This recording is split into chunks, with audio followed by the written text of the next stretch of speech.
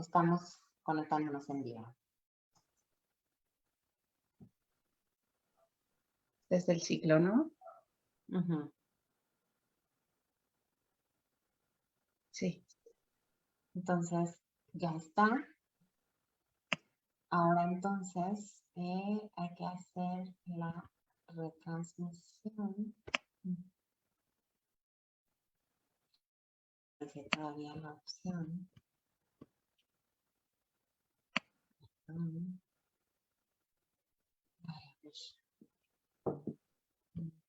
Vamos en esto. No, necesito, exacto, ponerle aquí. Espérenme. Estoy teniendo un problema. Que es que en mis... O sea, tienes que ponerlo. Perdónenme, chicos. Tengo que ir a ciclo de conferencias. Ahí está. Y luego en los 3 puntos de la transmisión. Perdón, es que mi internet no está el PC Puma genial. Y no carga todo. Ya tenemos por ahí gente esperando entrar. Ahorita los dejo pasar.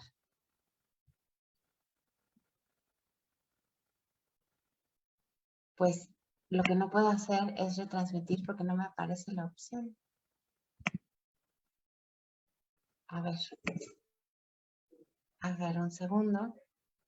Así es en editar video en vivo, ¿no? Aquí está. Y ahora mismo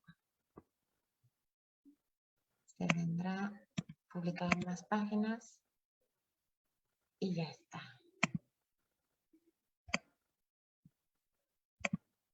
Listo. Estamos transmitiendo. Vamos a dejar entrar también a quien está aquí.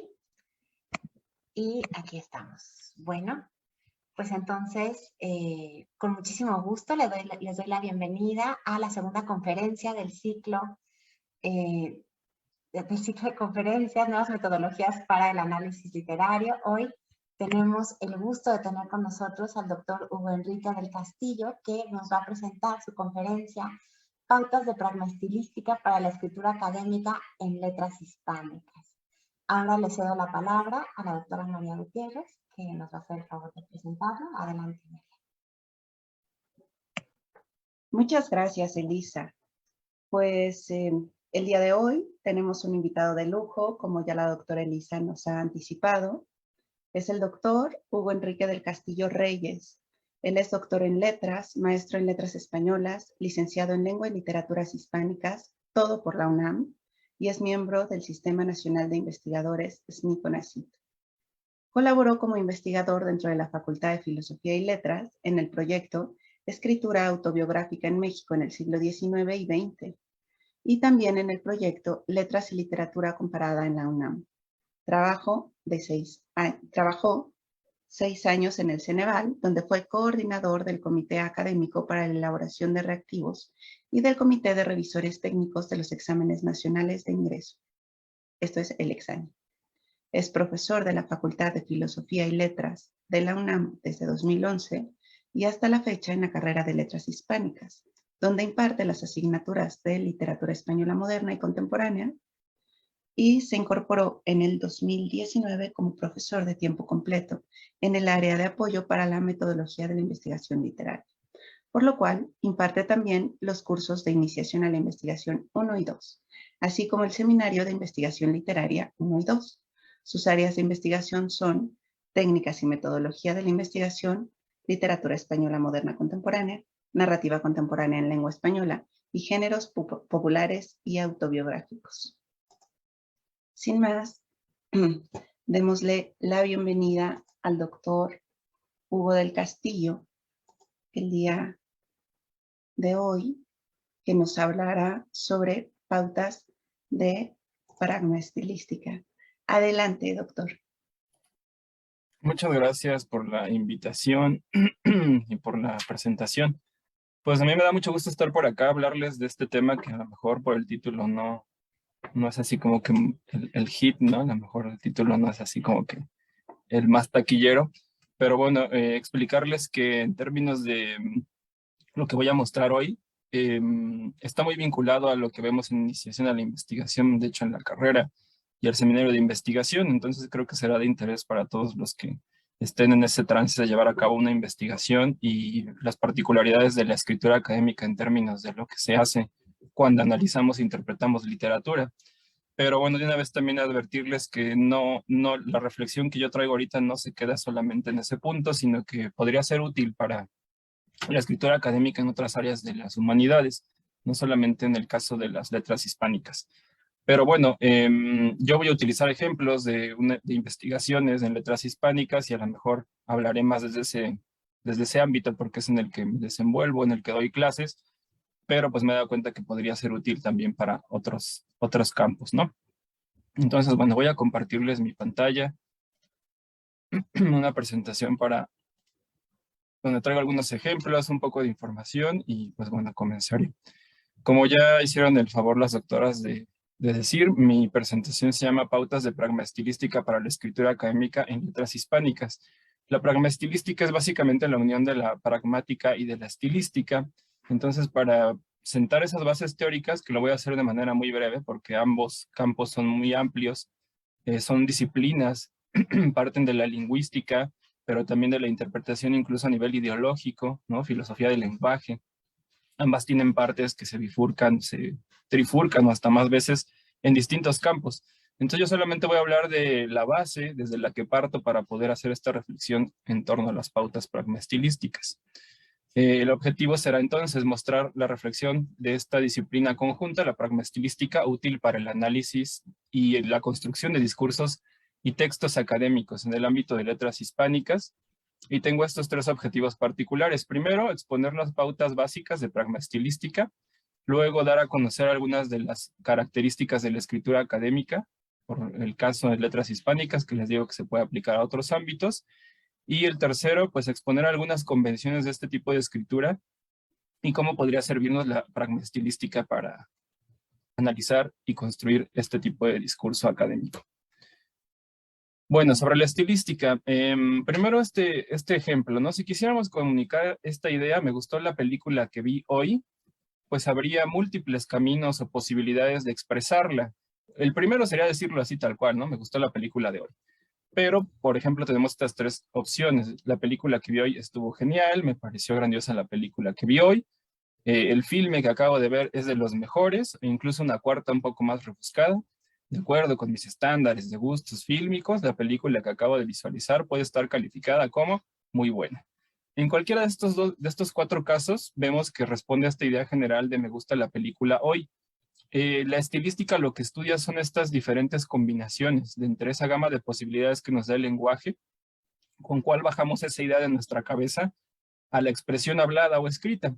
Entonces diríamos que el estilo es esta elección expresiva que se hace por encima de cualquier de las otras posibilidades, ¿no? O sea, la que elegimos, ya sea para dar información, argumentos, ideas, etcétera. Pero es una elección frente a todo el abanico de posibilidades que tenemos. La estilística estudia específicamente este fenómeno, ¿no? Este carácter, lo que hace es describirlo, caracterizarlo, para que entendamos la disciplina estilística desde allí. Su campo de estudio es la totalidad de la lengua, quiere decir que, como les decía hace rato, se puede implicar con la lingüística, pero también con filosofía del lenguaje. La intención es encontrar esas estructuras lingüísticas que permiten la expresión del hombre. Y claro que dependerá también de los objetivos con los cuales nosotros queremos dar a entender cierta idea. Y entonces, dependiendo de ese objetivo, también es que el estilo va a cambiar. Ahora, sobre la pragmática, también traigo un ejemplo para pues exponer brevemente en qué consiste. Este ejemplo dice, ayer lo maté 3 veces y ni tuve que esforzarme. Yo creo que se tenía que ir porque él no es tan fácil de matar. En primera instancia, esta oración diríamos, pues está raro, ¿no? Podría ser sacada de un texto literario, pero sale de las normas de la física de nuestro mundo, porque pues nadie puede morir varias veces, y hablar de que se fue, pero regresó y que ya lo habías matado, sería completamente ilógico. Pero hay un contexto en el que esta frase, esta oración, tiene sentido por completo. Y sería cuando un gamer lo está diciendo. hay una convención expresiva en términos de lo que pasa cuando alguien se mata en un videojuego. Entonces, dentro de este contexto nadie se sorprendería de que alguien esté diciendo esta oración, ¿no? Porque tiene todo el sentido, alguien se conectó, lo mataron varias veces, no es tan fácil de matar, se tuvo que ir. Y entonces esa parte contextual que está fuera del texto, de lo que está expresado allí, es la que termina dándole el sentido. Traigo otro ejemplo. Este dice, la más reciente obra de Todd Phillips hace daño a la sociedad de hoy en día, pero beneficia al desarrollo del arte. En este caso, la precisión no está en lo que se dice en la oración, porque habrá quien diga, ¿quién es Todd Phillips? Para empezar, ¿no? ¿Qué hace? Cuando se refiere a su obra, pues ¿de qué hablamos? Es autor, escribe textos, hace películas, hace poesía. Habría que saber quién es Todd Phillips. Luego habría que saber en qué momento del tiempo se está diciendo esta oración para saber a qué sociedad de hoy se refiere, ¿no? Nuestro hablante podría estar hablando de una sociedad de hace 150 años y es muy diferente la sociedad de ese entonces a la de nosotros. Y finalmente, ¿a qué se refiere con beneficio al desarrollo del arte, ¿no? ¿En qué sentido? Como que ahí también le falta un poco de contexto. Bueno, si yo les dijera esta oración se dijo en 2019, la obra más reciente de Todd Phillips, quien es un director de cine, es Joker.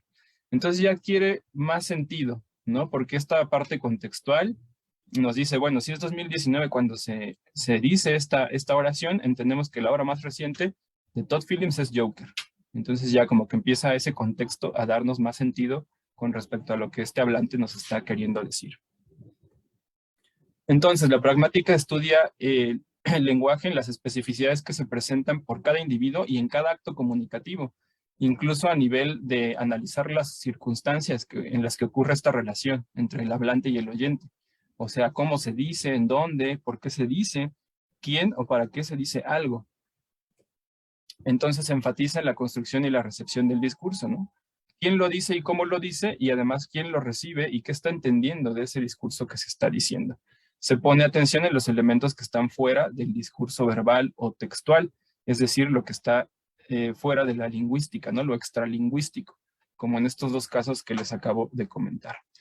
Ahora bien, cuando unimos estos dos enfoques, la pragmaestilística, que es una disciplina que ya tiene un rato que se está planteando así en conjunto, pues hablaríamos de la expresión, cómo incide esa expresión en el contexto, o al revés, cómo el contexto influye en la construcción del discurso. Habrá momentos en los que uno tenga que retransformar lo que quiere decir dependiendo de su contexto, y al revés, ¿no? Dependiendo de su contexto, habría que hacer modificaciones a lo que voy a decir. Entonces vemos que hay una relación entre la forma lingüística y la interpretación pragmática. Un cambio de estilo que se puede dar a medida que el emisor ayuda a que el receptor identifique el razonamiento que hay detrás de una expresión. Cuando hablamos de una interacción cara a cara, pues es muy fácil ir viendo el rostro de quien nos está escuchando, ¿no? A lo mejor hace cara de que no está entendiendo, hace cara de que todo va bien, asiente con la cabeza. Ahorita lo vamos a ver, pero en el caso de los textos no tenemos esta posibilidad, por lo cual tenemos que adelantarnos a que esas imprecisiones, esa poca claridad exista, ¿no? Hay que tratar de borrarla. Pero bueno, la pragmatilística estudia las condiciones que permiten que esas reglas y el potencial del lenguaje se combinen con los factores del contexto, del entorno, para que puedan producirse textos o emisiones verbales que puedan cambiar en el receptor. Esto es muy importante porque precisamente es lo que quiere hacer el discurso académico. Quiere incidir en quien lo está recibiendo y convencerlo, sobre todo cuando hablamos del discurso académico en letras hispánicas o en humanidades, convencerlo de la hipótesis que estamos comprobando, ¿no? Con argumentos, con evidencia. Entonces es ahí donde se unen la pragmaestilística, el contexto y la forma en la que ese contexto me modifica la forma de decirlo o de presentar expresiones verbales, o al revés, ¿no? Las expresiones verbales, ponerlas en contexto para ver si eso está dando la idea que yo quiero, que yo tengo en realidad y que quiero darle a los demás, en este caso a un público lector. Bueno, para hablar de la pragmaestilística traigo este ejemplo. Digamos que quienes me están escuchando terminaron su proyecto de investigación para titularse en letras hispánicas y se lo dan a su asesor o asesora, quien es especialista en el tema y además tiene un doctorado en ese tema, ¿no? O sea, no solamente ha publicado, sino que además hizo su doctorado en eso. ¿Qué tipo de vocabulario usaríamos? ¿Qué tipo de expresión discursiva es la adecuada en este contexto? Y bueno, aquí ustedes me podrían contestar un montón de cosas, ¿no? Vocabulario formal, vocabulario académico, vocabulario elevado, culto, etcétera, etcétera. Y ese sería el tipo de expresión discursiva con ese contexto. Ahora, digamos que ustedes han terminado su tesis en letras hispánicas y un familiar les pregunta, ¿de qué es tu tesis? Y este familiar estudió la carrera de química y trabaja en un negocio pequeño de reparación de computadoras. ¿Qué tipo de vocabulario se usaría? ¿Qué tipo de expresiones discursivas serían las adecuadas en este contexto? ¿Serían las mismas que con el asesor o la asesora? ¿En términos de qué cambiaríamos ese tipo de expresión? Que esté alejado de las letras hispánicas hará que mi discurso entonces tenga que ser más desarrollado, más específico. Si yo estoy hablando con el asesor o con la asesora, tendré que obviar algunos conceptos, no le tengo que explicar demasiado porque él sabe de ese tema incluso más que yo. Todas esas preguntas son válidas, pensando en que la pragmatistística nos puede ayudar a responder en un contexto como este. Finalmente, este otro ejemplo que tiene que ver con lo que planteo en este momento, si a la mitad de la explicación vemos el rostro de la persona a la que le estamos contando un caso u otro, y dice, no, el rostro dice, no te estoy entendiendo, ¿no? Como este clásico meme. ¿Qué pasaría por nuestra mente si es el asesor? Que yo estoy explicando mal, que él no está entendiendo porque yo estoy diciendo cosas que no son correctas. Pero ¿qué pasa si es el familiar? ¿Pensaríamos lo mismo? Yo estoy explicando mal, o pensaríamos quizá estoy explicando a un nivel al que él no me está entendiendo porque está alejado del conocimiento, ¿no? No lo estoy planteando en términos de que sea ignorante, sino más bien que está alejado de lo que yo le estoy planteando, quizá, ¿no? Porque a lo mejor mi tesis es un poco rebuscada, a lo mejor como este tema que estoy presentando, ¿no? Un poco en ese sentido lo digo. Entonces, bueno, en términos de qué información evaluaríamos, reformular la explicación. Eso lo hacemos de manera inmediata, ya casi inconscientemente, cuando alguien tiene cara de que no me está entendiendo y reformulo. Pero cuando hablamos de un texto no hay esta posibilidad. No podemos verle la cara a quien nos está leyendo. Entonces tenemos que adelantarnos un poco a esa acción y tratar de que todo sea clarísimo, preciso y objetivo, para que él entonces no se confunda y no termine no entendiendo. Claro, en una interacción como esta, que es de cara a cara, hay tiempo, ¿no? Digamos, para reformular y decimos, bueno, te estoy explicando, déjame regresarme un poquito. En los textos no hacemos eso. En los textos más bien el tiempo que tenemos es el de la corrección.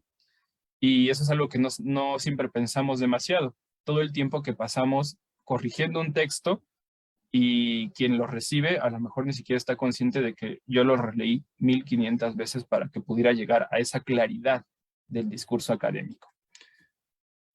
Bueno, entonces pasando ya a escribir en el ámbito académico, de lo que les voy a hablar ahorita son un poco de las motivaciones extratextuales, ¿no? Pensando en el contexto pragmático, o sea, lo que está fuera de cuando uno escribe en el ámbito académico, y que podrían ser motivaciones que si uno las maneja bien, pues aparte de hacernos reflexionar por qué estamos en el ámbito académico escribiendo, haciendo análisis e interpretaciones, también nos puede advertir sobre de lo que hay que tener cuidado, ¿no? Entonces, bueno, la primera de las pautas sería este diálogo con la tradición. Esto yo lo reflexiono a partir de un texto de un autor que se llama Vilar, un artículo que se llama Escritura Académica, Situación Existencial. Entonces, bueno, yo retomo varios de los temas que él propone allí, pero yo les recomiendo que le echen un ojo al artículo, ¿no? Es un capítulo del libro más bien. Entonces, bueno, lo primero sería el diálogo con la tradición. Hay que pensar que lo que nosotros hacemos en textos académicos sigue una tradición de un tipo de pensamiento y nosotros lo estamos continuando de alguna forma. Estamos entrando en un diálogo que confronta el horizonte del pasado con el de nuestro presente. Nosotros estamos básicamente dialogando con quien ya escribió previamente sobre ese tema o sobre ese autor y con los que estamos interesados en el presente con respecto a ese tema. Aparecen nuestras preocupaciones y nuestros prejuicios en la escritura de manera inmanente porque somos producto también de una sociedad, de un pensamiento académico en este punto del siglo XXI que se vincula con el contexto que estamos viviendo.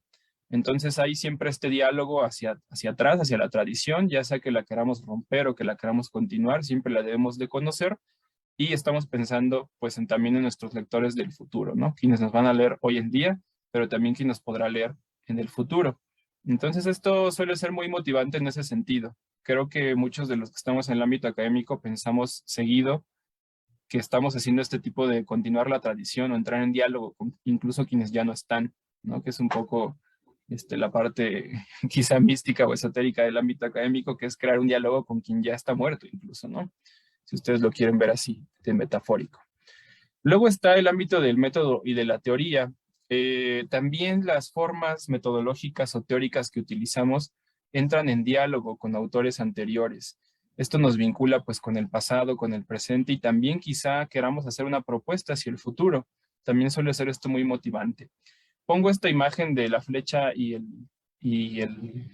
digamos, el tiro al blanco, porque se dice, ¿no?, que una investigación debe funcionar como esta flecha lanzada a un blanco, a un objetivo, que el método nos aporta el arco y los objetivos y el investigador le queda poner la flecha y el tino. En el caso del tipo de investigación que hacemos nosotros en humanidades, es muy útil esta metáfora porque nosotros planteamos unos objetivos, una hipótesis y con eso digamos que lanzamos la flecha a ese objetivo que es la hipótesis o los objetivos generales o particulares y a veces no siempre queda en el centro, ¿no? A veces lo que pasa es que nuestra investigación nos lleva a una hipótesis un poco diferente o a comprobar algo que no nos propusimos al inicio. La ventaja de este tipo de discurso académico, el de humanidades, es que nosotros podríamos incluso quitar ese objetivo, borrarlo y poner el objetivo alrededor de la flecha donde quedó.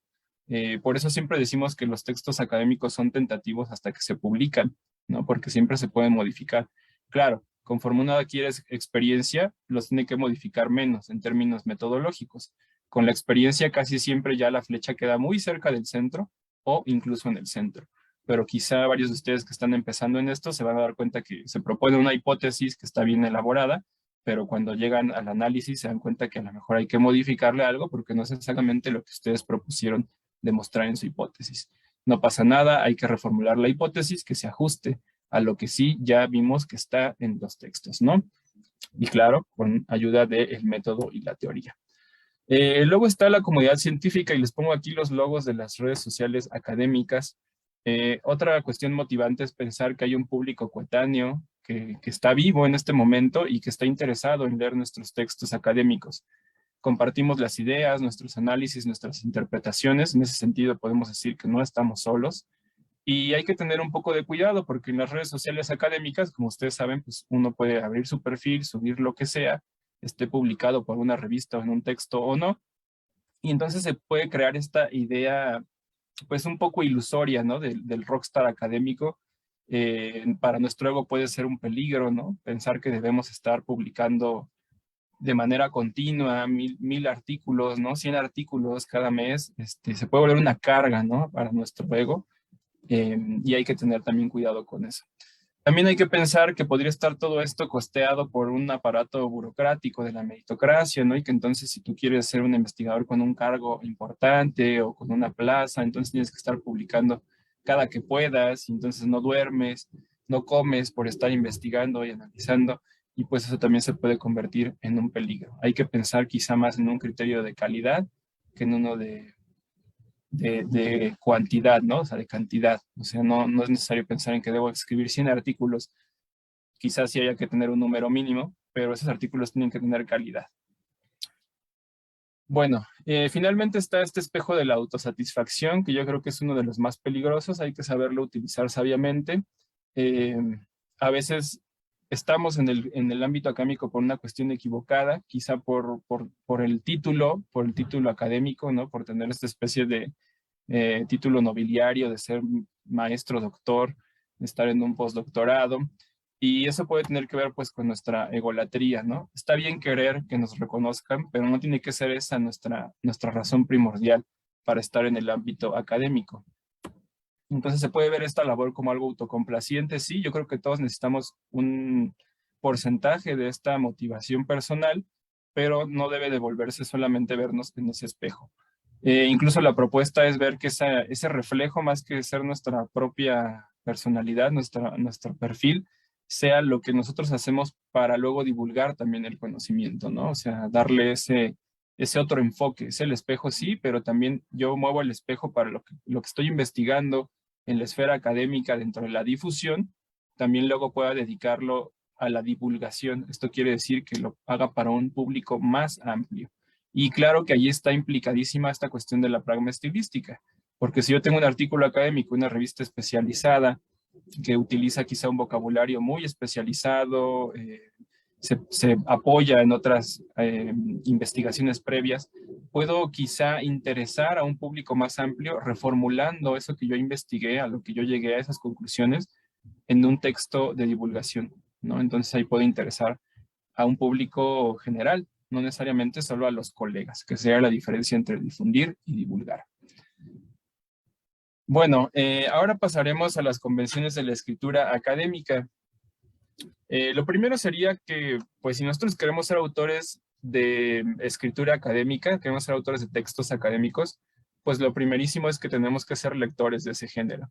No podemos pensar en un novelista, en un cuentista, en un poeta que se quiere poner a escribir ese género si antes no ha sido lector de ese género. Lo podría ser, pero pues ustedes saben el riesgo que se corre. Va a repetir lo que alguien ya dijo o lo va a hacer de una manera demasiado inocente, etcétera, etcétera, ¿no?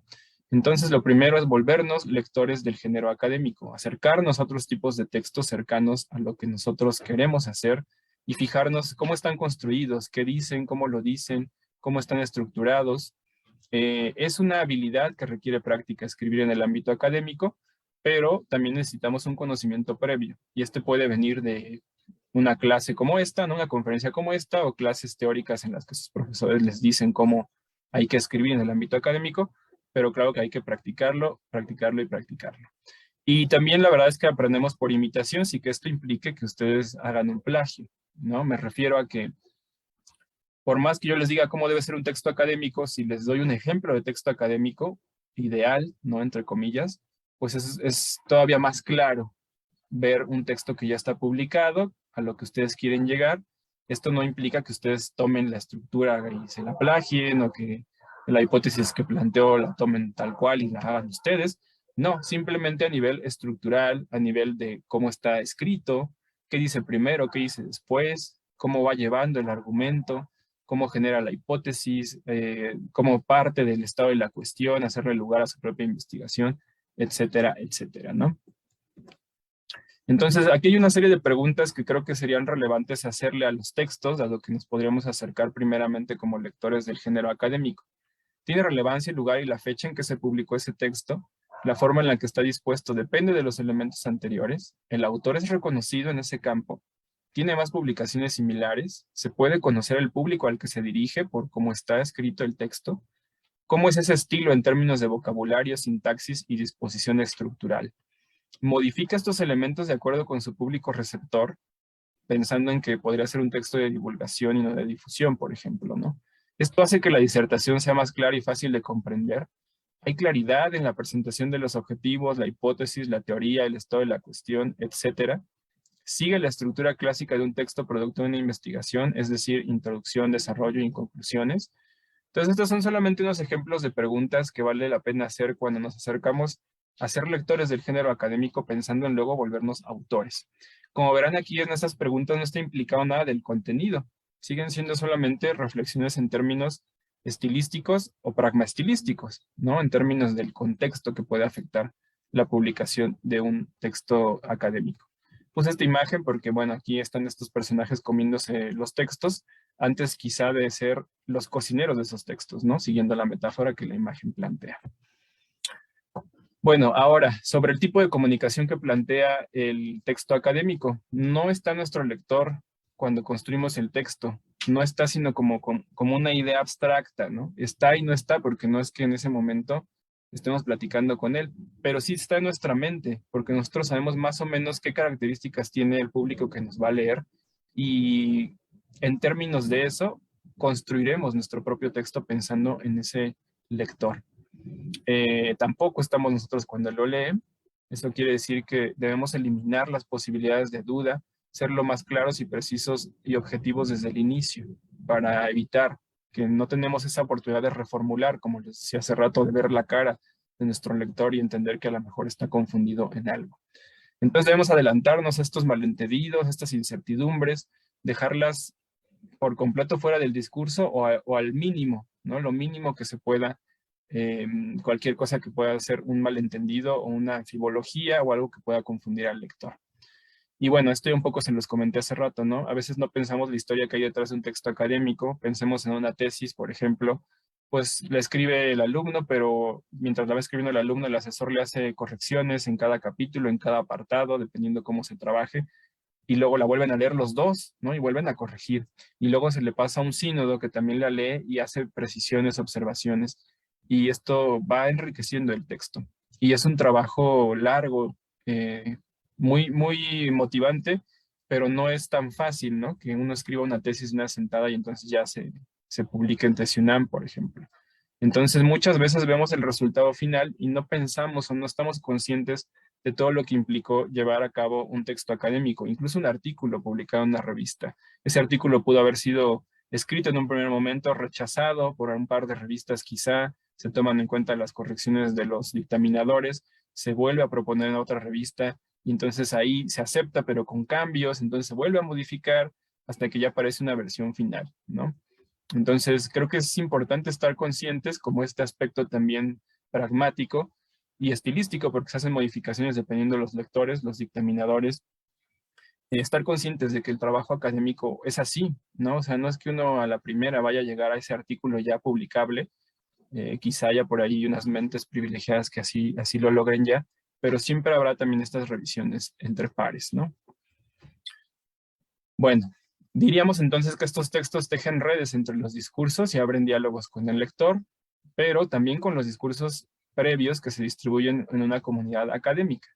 Entonces el diálogo es asíncrono, no podemos increpar a un autor directamente, bueno, sí podríamos ir a su casa y tocarle y decirle algo, pero no es la parte, no es la cuestión, no es el estilo académico ese, sino más bien hacer otro texto en el que le preguntemos o le respondamos o le refutemos su idea, ¿no? Este diálogo se crea así, de tal forma que podemos entrar en diálogo con un autor de hace 30 años, si es que él dijo algo que es todavía reconocido hoy en día y nosotros no estamos de acuerdo, pues podemos escribir un artículo para refutarlo y demostrar que no es así lo que él dice.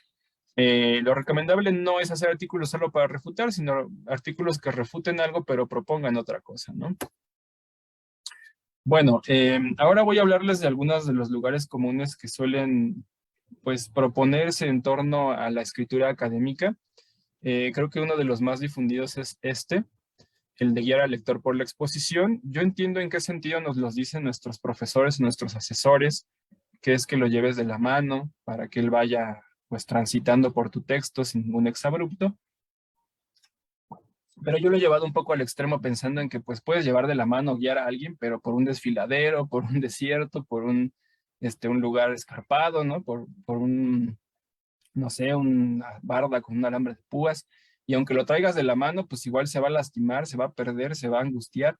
Entonces, más que pensar en solo guiar al lector, creo que lo importante es que lo guiemos pensando en que nosotros somos responsables de el terreno, ¿no? Que están pisando. Nosotros hemos construido ya ese lugar que va a recorrer, si ustedes lo quieren ver así.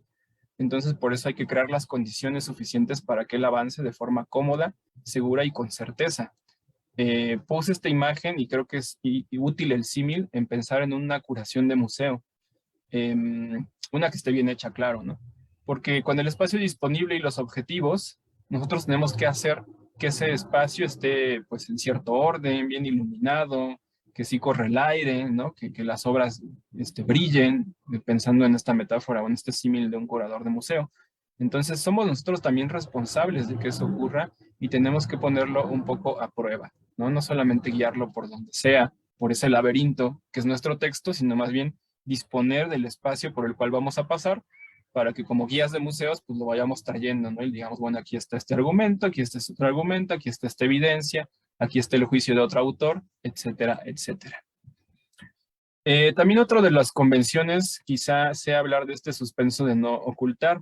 Lo usual es pensar, y a veces estamos afectados como investigadores de literatura, y creemos que la escritura académica también tiene que ser como la literatura.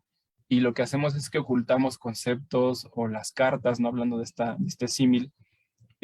No decimos desde el principio todo lo que vamos a hacer, sino que queremos que nuestro lector lo vaya descubriendo. Eso es importante hacerlo en literatura, ¿no? Incluso si hablamos del cuento moderno, pues es que se gane por nocaut, como dice Cortázar, o que sea un final sorpresivo, como también se le decía a Quiroga, pues es importante. Entonces hasta el final se muestran las cartas, ¿no? Como por sorpresa, pero en el discurso académico es lo contrario. Hay que mostrar las cartas desde el principio. Con esto me refiero a que el suspenso que tenemos que crearle a nuestro lector no es qué mano tengo en las cartas, sino más bien, estas son mis cartas, pero te voy a decir cómo me hice de ellas. Y ese es el suspenso que él tiene que tener, porque desde el principio le decimos cuál es nuestra hipótesis, cuáles son nuestros objetivos, nuestros conceptos teóricos e incluso las conclusiones a las que llegamos. Entonces él tiene que generarse la duda de cómo llegó a todo eso. Es lo que le voy a explicar en el texto académico. No se lo voy a ocultar y se lo voy a soltar hasta el final, sino que desde el principio él sabe a dónde voy. La duda es cómo llega a eso que me está diciendo que llegó ya.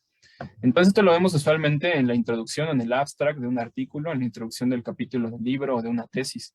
Ahí está toda la información relevante que hay que saber. Recuerden que eso también es una guía de lectura para nuestros lectores, ¿no? Que él sepa desde el principio hacia dónde va nuestro discurso. Bueno, hablar ahora de claridad, precisión y objetividad, que creo que son las características comunes de un texto académico, en realidad de cualquier ámbito, pero como han visto, pues yo lo estoy llevando un poco hacia las humanidades y quizá ya más particularmente a letras hispánicas. Estos tres elementos no son dicotómicos, o sea, me refiero a que no es que algo sea claro y lo otro sea no claro, o que sea preciso e impreciso, sino que tienen un abanico de posibilidades que se van graduando, de tal forma que una elección estilística puede ser poco clara, clara, muy clara o excesivamente clara, ¿no? Lo más clara que se pueda, o igual algo puede ser objetivo, poco objetivo, muy objetivo, etcétera. Entonces, como verán, no es solamente pensar en que si algo es claro o no es claro, sino que puede estar en un punto donde sí es claro, pero podría ser mucho más claro, ¿no? Entonces, eso es importante verlo así. Ahora, ¿cómo definiría claridad como la transparencia de la comprensión? Pues la claridad en un discurso académico es que el discurso es transparente, que no hay obstáculos que nos dejen, que nos impidan comprender lo que se está diciendo. Eso lo hace inteligible, de fácil comprensión, no genera dudas, no hay incertidumbres. Y para eso la clave, por lo menos de lo que yo me he dado cuenta que ha funcionado en todos estos años y además con los alumnos también, es simplificar la redacción, tener un criterio de sencillez y de brevedad, o sea, decir más cosas con menos palabras funciona más en el discurso académico. Incluso esta idea que le pongo aquí al final, ¿no? La distancia más corta entre dos puntos es una línea recta. Nuestro discurso tiene que seguir esta rectitud en términos de que no le demos vueltas a la idea, no enredemos en el discurso con la sintaxis. Y para eso traigo un ejemplo. Digamos que yo quiero decir en un parrafito estas tres notas que tengo en mi cuaderno, ¿no? La obra de Valle Inclán tiene un sentido pictórico. La segunda, hay menciones y referencias al arte de pintar en la obra de Valle Inclán. Y el tercero, también hay un sentido pictórico en sus personajes y ambientes. Un cuarto, en las didascalias o acotaciones esto se nota mucho. Entonces, como les puse el ejemplo hace rato de la película, habría un montón de posibilidades de llevar estas cuatro notas a un discurso ya hilado, ¿no? Un discurso académico que esté exponiendo estas ideas, estas cuatro ideas sobre la obra de Valle Inclán. Bueno, aquí traje solo dos posibilidades que me parece que podrían ser claras las dos, pero a lo mejor una es más clara que la otra y eso ya dependerá también de nuestro lector, ¿verdad? Quién lo está leyendo y para qué, pero las leo muy rápidamente, ¿no? Dice la primera: no hay duda del sentido pictórico que hay en la obra de Valle Inclán, no solo desde las menciones específicas a este arte, sino también al momento de apreciar la construcción de sus personajes y ambientes. En su teatro esto queda claro con las didascalias. La segunda dice: cuando apreciamos la construcción de los personajes y los ambientes en la obra de Valle Inclán, se hace presente su sentido pictórico, lo cual puede verse en las acotaciones de su teatro, pero también en las menciones que hay de la pintura en otras obras. Entonces, bueno, no vamos a discutir aquí, ni yo voy a hacer un análisis sintáctico, gramatical, lingüístico, ¿no? De cuál funciona más que la otra. Claro que eso dependerá de la postura y el análisis que yo haga, pero ambas cumplen con este objetivo de tener las cuatro ideas previas que les mostré y llevarlas a un estilo, en un caso, el ejemplo 1 diferente al del 2, ¿no? Son dos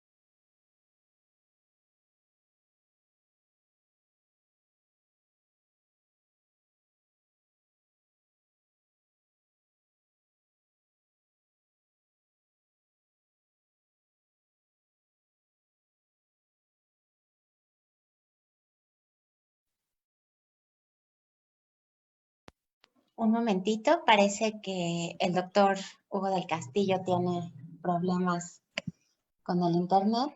Yo me imagino que no tardará en reconectarse. Un momentito, por favor.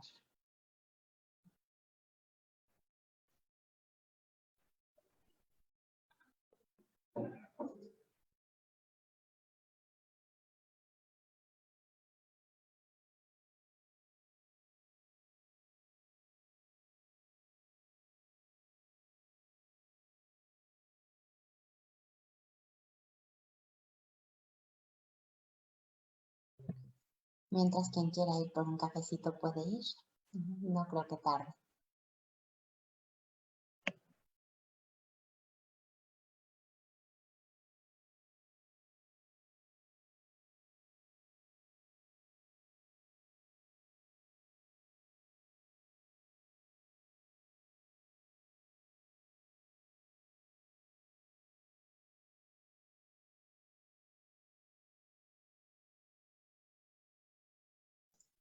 Bueno, estas son las cosas de estar en línea, ¿no?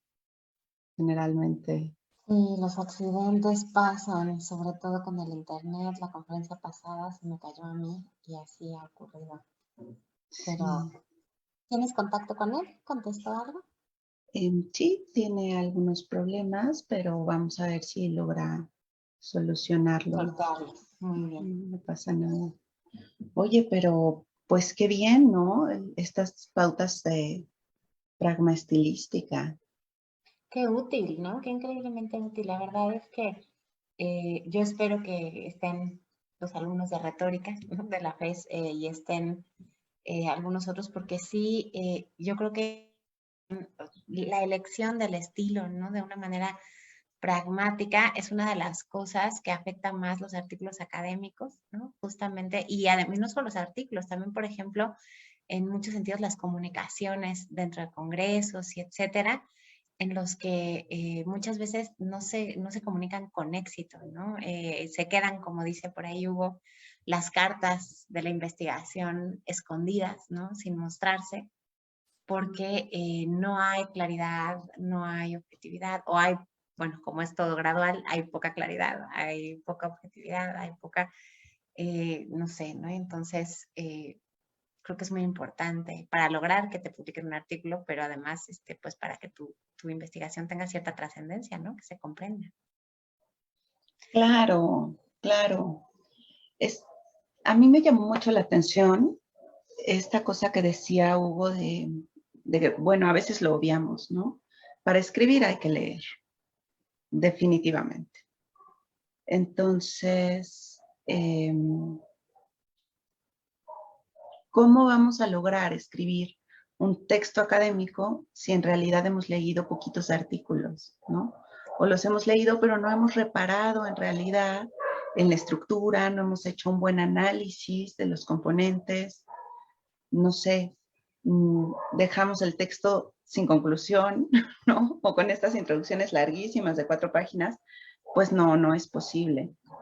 Yo creo que influye incluso a quién leemos, ¿no? Siempre tengo esta discusión con mis alumnos, bueno, siempre les digo que muchas veces los filósofos no saben escribir, ¿no? No es que sus textos sean tan complicados como que les cuesta trabajo, ¿no? Expresarlos de manera clara, muchas veces.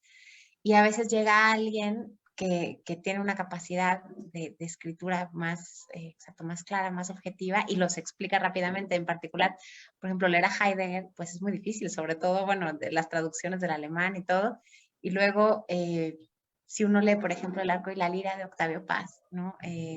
Toda la primera parte hay como una explicación de muchísimos conceptos heideggerianos, diáfana, ¿no? No te das cuenta de que estás abordando asuntos tan complicados, ¿no? Realmente las palabras están utilizadas como tienen que ser, ¿no? Para poderse comunicar con el lector. Entonces creo que eso es súper importante, que entendamos además que la oscuridad no da mayor valor, ¿no? A un artículo académico. Sí, al contrario, le resta, ¿no? Esa es justamente la otra cosa que a mí me llamó mucho la atención y que, bueno, seguramente algunos de tus alumnos también lo harán. Para los míos les encanta les encanta opacar el discurso. No sé, seguro sienten Poner una que... bomba de humo. Sí, bomba de humo, ¿no?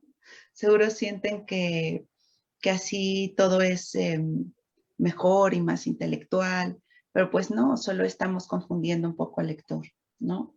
Entonces, me parece muy importante porque a veces no reparamos en este tipo de pautas, porque no reparamos que la escritura es un proceso, ¿no? Estamos acostumbrados a ver ya todo publicado. Entonces, en ese sentido, creo que el proceso de las notas es importante. Regina quiere decir algo. Adelante, Regina. Sí, hola.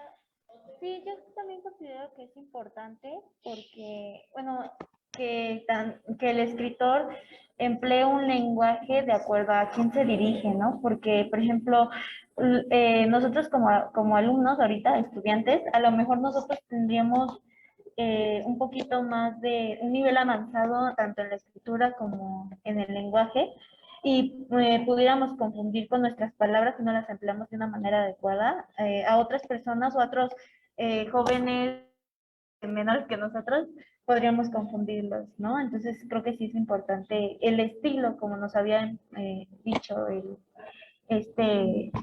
Hugo, bueno, Hugo. Y también yo creo que esto también vendría siendo importante para pues los maestros o las personas mayores que tienen un lenguaje superior todavía a nosotros, porque luego a mí me ha pasado que luego yo no le entiendo a los maestros muy bien por su lenguaje tan así muy como ah, bueno, sí, muy concreto, muy o sea, con palabras que yo todavía desconozco, con un lenguaje todavía muy formal, entonces también yo creo que esta plática, o más bien de lo pragma estilístico, le serviría a todos conocerlo y de qué trata para poder llevar a cabo un poco bueno, sí, para llegar, para poder dar su información de una manera más allegada, que les llegue a los lectores o a las personas más fácilmente. Ya recuperamos, muchas gracias, Regina. Sí, tienes razón, ya recuperamos al doctor del Castillo. Entonces, vamos a ver. Hola, hola, ¿me escuchan bien? Escuchamos Sí, bien. sí, bienvenido de nuevo. Gracias, pues aquí la luz que falla en su pobre colonia humilde. Entonces, No te preocupes, estábamos No te comentando preocupes. algunas de las cosas que nos decías y Regina acaba de echar una sesuda reflexión sobre estas pautas que son muy útiles, no solo para los estudiantes. Ella comentaba que también para algunos profesores que a veces dice que no, como que no les entiende muy bien, ¿no? Entonces, bueno, en ese sentido creo que es verdad, esto nos sirve muchísimo a todos. ok, pues más adelante le echaré una ojeada al video a ver qué pasa mientras mi ausencia. Pero Perfecto, si les doctor. parece bien, continúo entonces en lo que, Claro, en lo muchísimas que me queda. gracias. No, de qué, al contrario. Bueno, pues les estaba hablando de este ejemplo, si no mal recuerdo, y les decía entonces que cumplen bien con la cuestión de la claridad, ¿no? Y con este objetivo que tenían de dar cuenta de estas cuatro notas que podríamos tener en nuestro cuaderno de notas.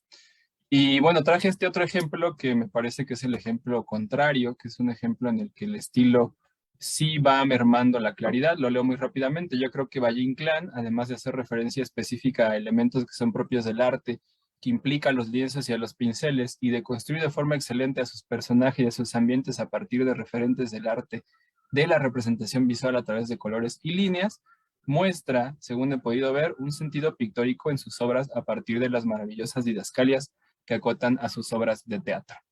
Este ejemplo es como el peor ejemplo porque este discurso ni siquiera podemos decir que es académico, se mete con la precisión, con la objetividad y con la claridad, pero lo puse como ejemplo de claridad sobre todo para ver una cuestión sintáctica.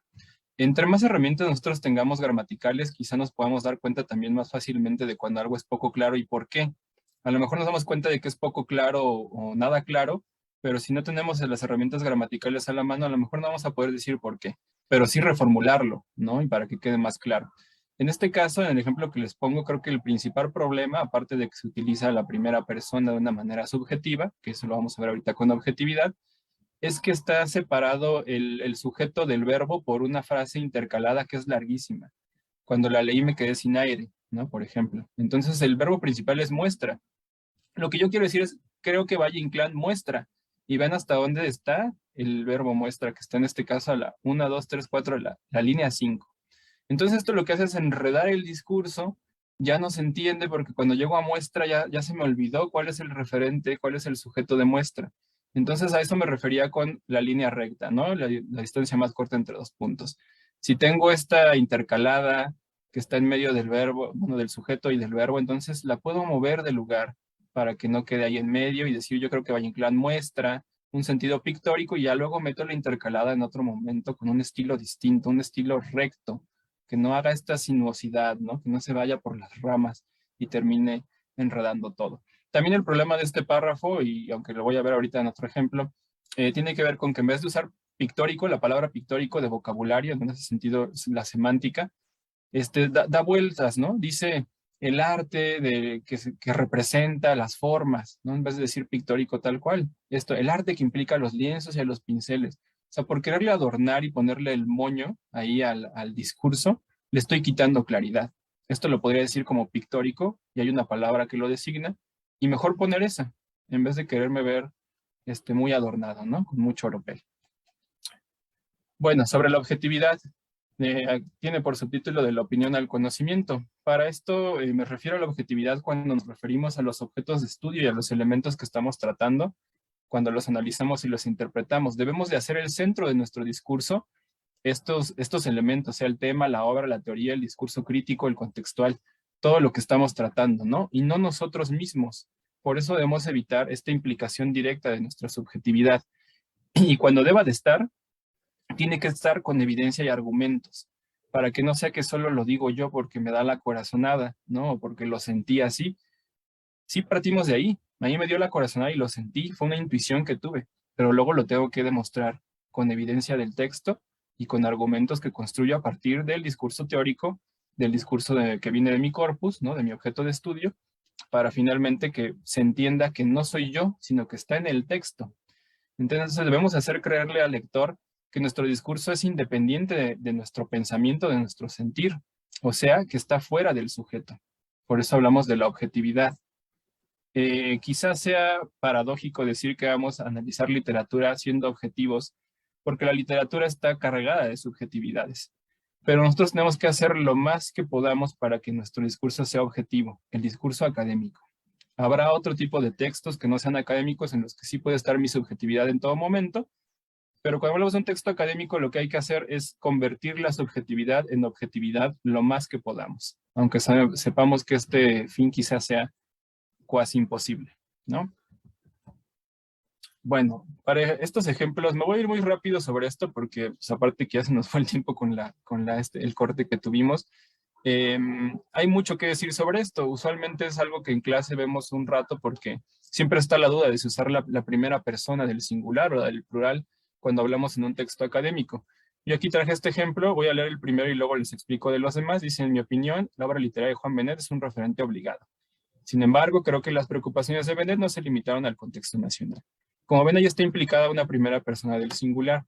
En este segundo caso, es exactamente el mismo texto, pero se pasó a la primera persona del plural. O sea, nuestra opinión, y sin embargo creemos. Ahora luego lo pasé a impersonal. Se opina que, y sin embargo se cree que las preocupaciones de Benet. Vean cómo incluso, que es como lo usual que un profesor, o bueno, es lo que yo recuerdo que nos decían y varios de los alumnos me han comentado, que les dicen, usen el impersonal cuando hablen en textos académicos. Yo traje este ejemplo quizá de una manera hasta tramposa, si ustedes quieren, pero incluso se pierde el sentido cuando usamos el impersonal porque no sabemos ya quién es el que opina, ¿no? Ya no se sabe si soy yo o la crítica o alguien más, ¿no? Se opina que la obra literaria de Juan Benet. Entonces queda incluso menos preciso, menos objetivo. Y traje el mismo ejemplo, pero sin referentes pronominales ni frases subjetivas. O sea, la obra literaria de Juan Benet es un referente obligado. Sin embargo, las preocupaciones de Benet no se limitaron al contexto nacional. Vean cómo ya no está la persona, simplemente lo estoy afirmando. Esto es importante tenerlo en cuenta porque el texto académico ya tiene nuestro nombre en él. Esto quiere decir que todo lo que no esté entre comillas o referido porque parafraseamos, es nuestro, lo decimos nosotros. Todo lo que está ya referido en otra fuente, pues sí es un discurso de alguien más y lo tengo que decir, lo tengo que dejar claro. Pero si solo lo afirmo, quiere decir que ya es algo que yo estoy planteando. Yo ya afirmo ese texto. Entonces no es necesario ponerle siempre el me parece o yo creo o el a mi parecer o desde mi postura, porque eso ya está implícito en este diálogo que abrimos cuando hacemos un texto académico. Bueno, ahora la precisión, la concisión de los datos. Pues básicamente nos referimos a que debe haber una nitidez en los postulados, que hay que ser certeros, concisos, rigurosos, que no puede haber vaguedades, que solo vamos a incluir lo necesario y lo indispensable para que el tema que investigamos esté en términos académicos. Esto nos hace llegar a la reflexión de que si hay algo que queremos incluir que no aporta al cumplimiento de los objetivos o a la demostración de la hipótesis, entonces lo mejor es quitarlo, ¿no? Porque eso solamente va a causar ruido, va a distraer, no está aportando a nuestro objetivo general, que es convencer al lector, al receptor, de que esa hipótesis es cierta, en el caso de un texto académico, ¿no? Este elemento de la precisión se vincula entonces a la intertextualidad. Como les decía hace rato, si la información proviene de otras fuentes, tenemos que decir quién, cuándo y cómo lo dijo. Para eso, pues, están todos los sistemas de citación, ¿no? Que yo no voy a entrar ahorita en ese tema, pero ustedes los conocen. Usualmente MLA, APA y Chicago son los más concurridos para el caso de letras hispánicas. Entonces, decir quién lo dice y cuándo lo dice, darle su crédito a ese otro discurso, al autor de ese otro discurso, pues da mayor precisión y objetividad a nuestra investigación.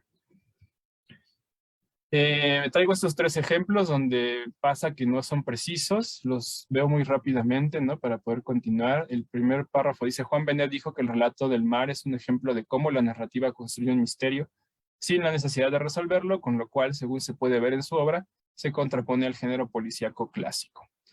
Este párrafo podría pasar porque está claro y está siendo objetivo, pero la precisión es algo de lo que cojea. No se dice dónde dice esto Juan Benet, ¿no? Habría que poner dónde dice Juan Benet esta opinión. Habría que decir en cuáles obras, porque si se puede ver en su obra. Bueno, si queremos ser más precisos, hay que decir en cuáles de estas obras es donde se está viendo. Incluso el género policíaco clásico, habría que decir según quién estamos tomando el género policíaco clásico.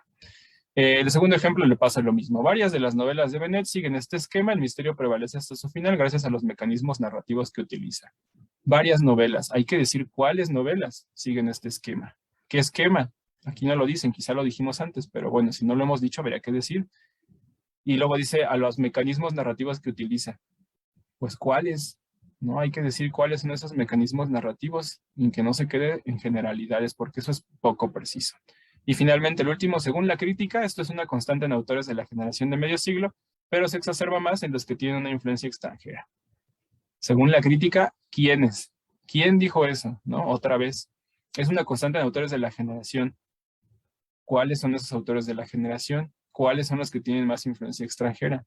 Entonces, como verán, aunque estos párrafos podrían pasar por claros y objetivos, les falta un poco ser precisos, ¿no? Hay que perseguir también esa precisión. Diríamos entonces que un texto académico debe sostenerse semánticamente por sí mismo. Eso nos lleva a que hay que recapitular, conectar, retomar y hacer explícito lo implícito, aunque a veces parezca una cuestión obvia, ¿no?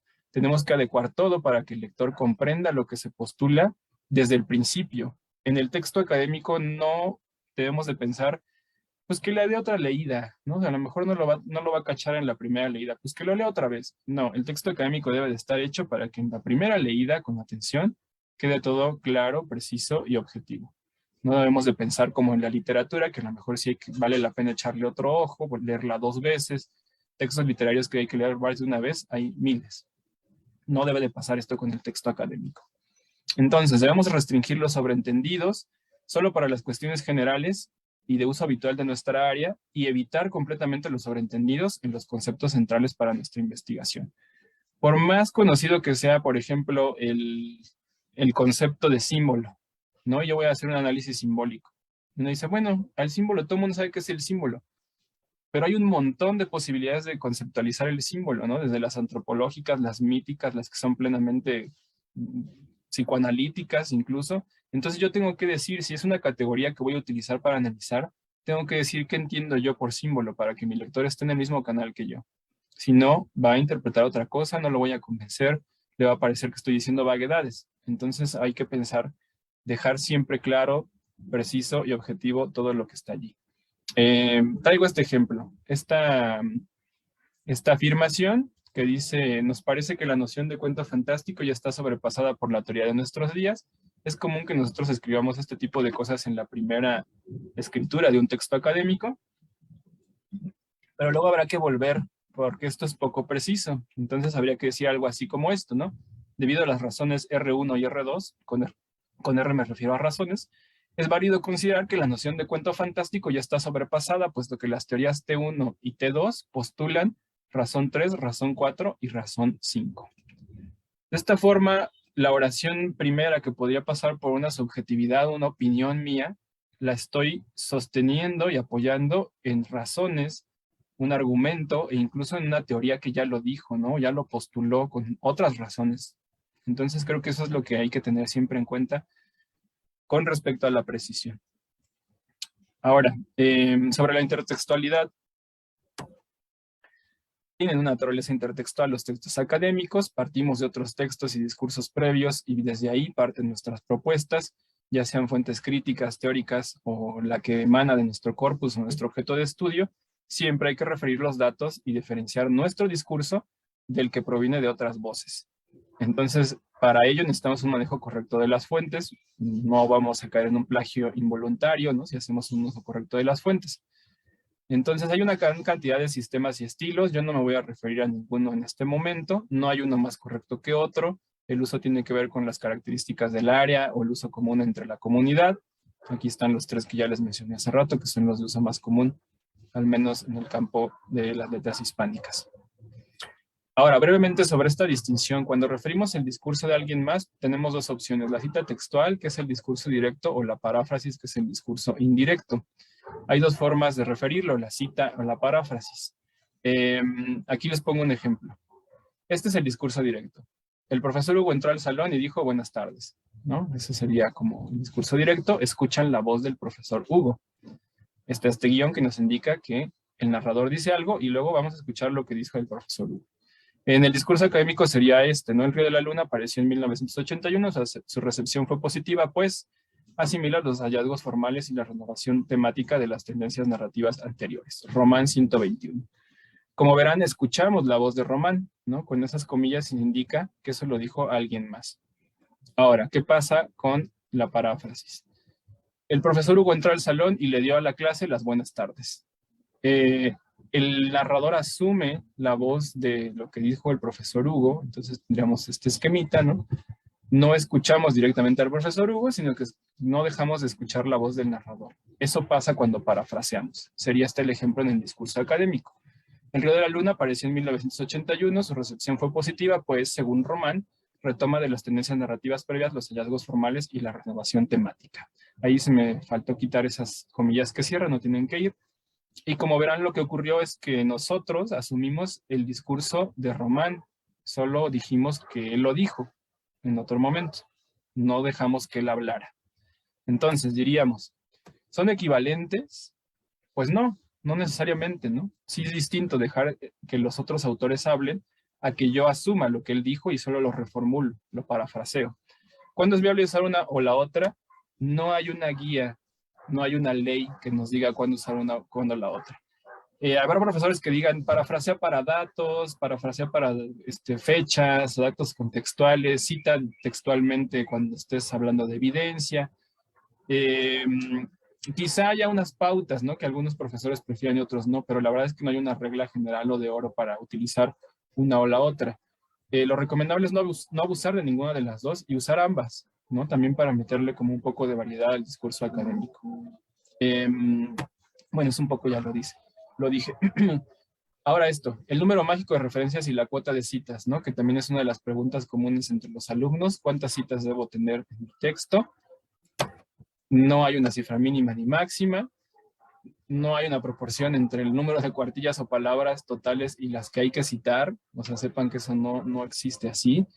La recomendación es citar y parafrasear solo cuando es indispensable y necesario, cuando se aporte algo y enriquezca el propio discurso, ya sea para corroborar un dato, traer la opinión de un experto, exponer un concepto o presentar evidencia que nos ayude a construir un argumento. Si no es necesario o indispensable, no hacerlo. O sea, no quieran llenar de citas para verse eruditos y que revisaron 1000 textos bibliográficos, no. Solamente si es indispensable y necesario, citen o parafraseen. La verdad es que el 99% de las ocasiones cuando escribimos un texto académico hay un número límite de cuartillas, de palabras o de caracteres. Esto está dado por el profesor, la editorial, la publicación, la institución, etcétera. Entonces hay que pensar pues, que nosotros tenemos que diseñar la investigación y también el traer las fuentes a nuestro discurso de manera que no termine siendo el 90% la opinión de otros, ¿no? Entonces ahí es donde la parte pragmática, la del contexto, nos ayuda también a definir qué tantas citas vamos a meter, ¿no? Qué tanto es necesario meter citas, ¿no? A lo mejor necesito parafrasear para que el texto sea más corto y no citar un párrafo de 14 líneas, sino puedo parafrasearlo y reducirlo a 4. La parte importante que me interesa, ¿no? O utilizar el corte con corchetes, que todos los sistemas también indican cuando quiero hacer un corte en medio de la cita, pues la puedo acortar.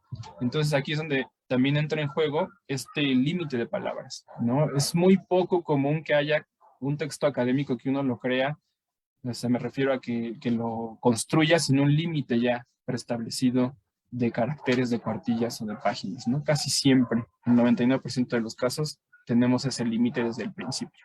Entonces hay que responder basándonos en ese límite. Bueno, ya casi termino, ¿eh? Ya esto es lo último que quiero plantear. Hablar sobre la creatividad de la escritura académica y su intertextualidad. Hay una crítica recurrente a que el discurso académico es muy poco creativo, ¿no? Que es muy riguroso, cuadrado, que uno no puede hacer algo ahí como de manera libre, sino porque ya está todo el mundo apabullado por lo que hay que citar y lo que hay que decir en cuanto a la evidencia. Y incluso está esta frase, ¿no? Solo trae a colación lo que han dicho otros para que el autor no tenga que decir algo. No estamos en el ámbito académico para eso, ¿no? Para construir un discurso a partir de lo que dicen los demás y no decir nada nosotros. Por el contrario, construimos nuestro propio discurso y echamos mano de lo que otros hacen o han hecho ya o han dicho ya para darle lugar al nuestro y apoyar nuestra propia postura. Entonces, yo lo que pienso que ha valido la pena pensar como en términos metafóricos o de símil, como he hecho a lo largo de esta conferencia, es vernos como una especie de director de orquesta que no solamente está dirigiendo a los músicos, sino que además escribió la partitura, ¿no? Nosotros somos ese ente, esa entidad que está diciendo quién y cuándo va a hablar, ¿no? Con un sentido que está detrás de eso. Podrá sonar raro, pero yo voy a decir cuándo va a hablar Foucault, ¿no? Cuándo va a hablar Butler. O sea, yo sé en qué momento me conviene que Foucault diga esto. Claro, no lo voy a tergiversar, ¿verdad? No le voy a cambiar el sentido ni a descontextualizarlo, pero sí en qué momento de mi discurso es importante que aparezca esa otra voz, ese otro instrumento, como lo hace un director de orquesta siguiendo esa partitura. El otro símil útil es pensar en un director de cine, ¿no? Que también está coordinando un montón de esfuerzo de gente para que a cuadro se vea algo quizá chico, ¿no? Pensando en lo que hay siempre detrás de cámaras, que son cientos o miles de personas trabajando para llevar la visión de alguien a ese cuadro. Y es un poco lo que hacemos nosotros, ¿no? Estamos coordinando esos esfuerzos de otros discursos previos, sean los críticos, sean los teóricos, los de la propia obra, para construir ese discurso académico que tiene una finalidad, en este caso, convencer al lector de que lo que nosotros estamos viendo en los textos está allí, a partir del análisis y de la interpretación, sí, pero siempre con este esfuerzo en común, ¿no? Entonces, nosotros estamos coordinando esas otras voces, las estamos distribuyendo, incluso las estamos de alguna forma racionando, dependiendo de la extensión de nuestro texto, que es el ámbito pragmático, y luego pensando en el estilo que vamos a concretar en el texto académico para dar a entender esas ideas, esa postura que tenemos detrás. Bueno, como conclusiones, pues un poco rápidamente, creo que es muy útil tener estas pautas pragmaestilísticas que quizá no sean la gran novedad porque es algo que sí se nos dice en los distintos manuales o en los distintos cursos de metodología de la investigación, pero quizá no en este conjunto, ¿no? De ideas que ahorita a lo mejor son muchas, todas las pude haber, podría hacer un curso entero, ¿no? Esto y llevarlo a más ejemplos, pero creo que lo importante es pensar en esa parte pragmática de donde se inscribe nuestro discurso y cómo eso del contexto afecta la forma en la que escribo, ¿no? Entonces, como lectores, podemos analizar las fuentes también teniendo estas pautas, pero como creadores, como autores del discurso académico, también son muy útiles para saber cómo nos vamos a ceñir a este género de escritura especializada que es el género académico. Y pues eso sería todo. Muchas gracias.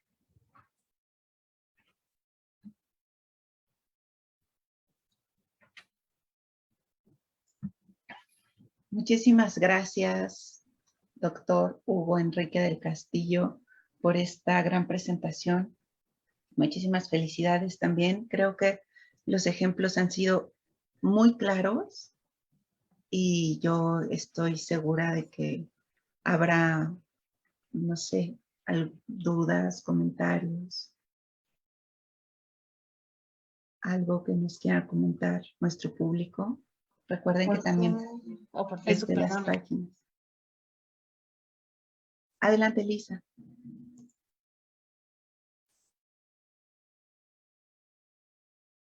No, decía que por Zoom y por Facebook, ¿no? También se pueden hacer los comentarios. Eso era por ahora. Bueno, en lo que se animan, a mí me gustó mucho toda esta visión del detrás de cámaras, ¿no? Porque creo que muchas veces eso, perdemos de vista que la escritura en realidad es un proceso. Entonces, estamos acostumbrados a ver ya los trabajos terminados, publicados, los que consultamos, y perdemos de vista todo este proceso que nos ayuda a llegar a ese resultado final. En ese sentido, ¿podrías comentarnos un poco sobre esta parte, ¿no? Que, a ver, por más que uno insista, a veces se pierde de vista.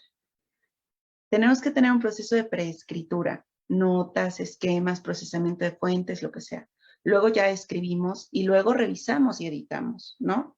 Que es más o menos lo que tú nos has comentado.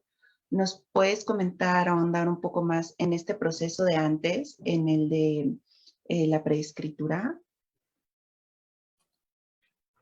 Sí, claro, gracias. Bueno, en realidad creo que ahí también tiene que ver mucho con cómo funciona cada uno de nosotros. Yo comentando esto con mis alumnos, por ejemplo, pues hay quien trabaja así con esquemas previos, ¿no? Que les sirve como visualmente llevar a la espacialidad las ideas, mapas conceptuales o cuadros, ¿no? Yo, por ejemplo, tomo notas en una tabla de Excel, ¿no? Que incluso yo soy buleado seguido por utilizar el Excel a estos niveles, ¿no? Y para una cuestión literaria parece quizá incluso absurdo, pero yo me organizo un poco así, ¿no? Con tablas. Ahora, sí llevo a cabo, por ejemplo, yo, y es algo que les he recomendado a mis alumnos y que si no lo hacen, lo intenten, pues esta primera escritura que quizá sea medio grotesco decirlo así, pero es como primero vomitar todas las ideas, ¿no? O sea, como la página en blanco, ahí va en todo, ¡fua! Todo lo que se me ocurrió, todo lo que está alrededor de mis notas, ¿no? Y luego hay que regresar sobre eso y sobre todo quitar, por lo menos es a mí lo que me pasa, ¿no? Que empiezo como a quitar y luego incluyo algunas cosas, pero sobre todo creo que es podar. Y hay otros para los que es al revés, ¿no? Y que entonces tienen poquitas ideas, muy claras, muy quizá sujeto, verbo, complemento, hasta telegramáticas, y luego lo que hacen es desarrollarlas para que ya se llegue al discurso hilado. Entonces creo que ahí más bien es una cuestión de preferencia personal, pero lo que yo siempre les digo es que pues prueben otro tipo de proceso. Tenemos uno que nos funciona, ¿no? Que ya va calado, va garantizado, como se dice. Pero eso no quita que probemos uno nuevo y que a lo mejor nos funcione mejor. Quizá en esa experiencia podemos decir, esto sí me funciona más y le veo más posibilidades o más beneficios. Y si no pasa eso, pues no pasa nada, ¿no? Ya puedo decir por experiencia propia que lo intenté y que me di cuenta que no me funciona a mí. Y regreso al que tenía, que es el que va calado garantizado.